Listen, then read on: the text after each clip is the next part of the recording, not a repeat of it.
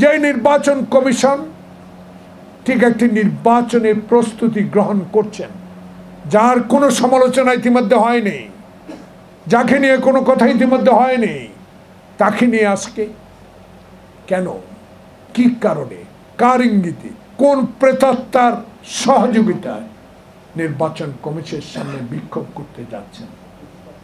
দাবি কি? স্থানীয় সরকার নির্বাচন।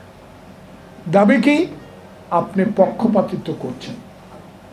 দাবি কি? আপনার সংস্কারের আগে আপনাকে নিয়োগ দেওয়া হয়েছে। তাইলে তো আপনারাই ইউনুসকে মানেন না, আপনারাই তো ইউনুসের কথা শুনেন না। আবার তলে তলে ব্যথা আছে না, একটা গান গাইতো একটা মেয়ে।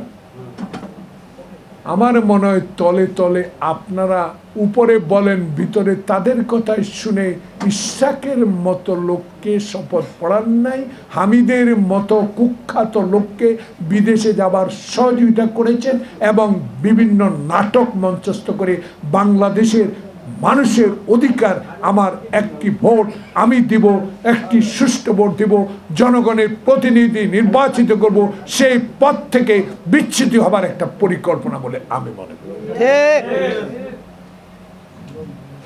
আজকে আমার রিজভির কথাগুলো ভালো লাগে, কারণ তার আন্দোলন সংগ্রাম তো আমি দেখেছি। এরশাদের পুলিশ বাহিনী তার হাঁটু পরক কেটে দেওয়ার দৃশ্য আমি দেখেছি। প্রতিনিয়তই দলের জন্য নিরলস ভাবে কথা বলে যাচ্ছে। সে বলছে কিসের একটা গন্ধ যেমন পাওয়া যাচ্ছে,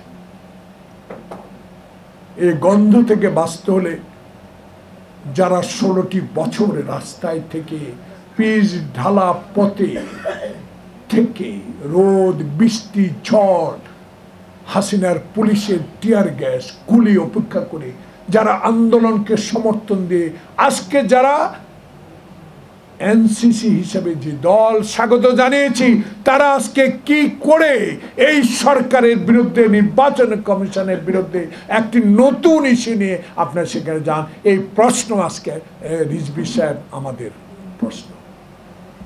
তাহলে এখানে অনেক বক্তা আপনার সমালোচনা করেছে, আপনি গুণীজন, আপনার সমালোচনা হাসিনা করেছে, পার্লামেন্টে দাঁড়িয়ে তুচ্ছ করে কথা বলেছে, আপনাকে কোর্টের বারান্দায় দাঁড় করিয়েছে, আপনাকে 18 তলা পর্যন্ত পায়ে হেঁটে হাজিরা দেবার ব্যবস্থাও করেছে শেখ হাসিনা।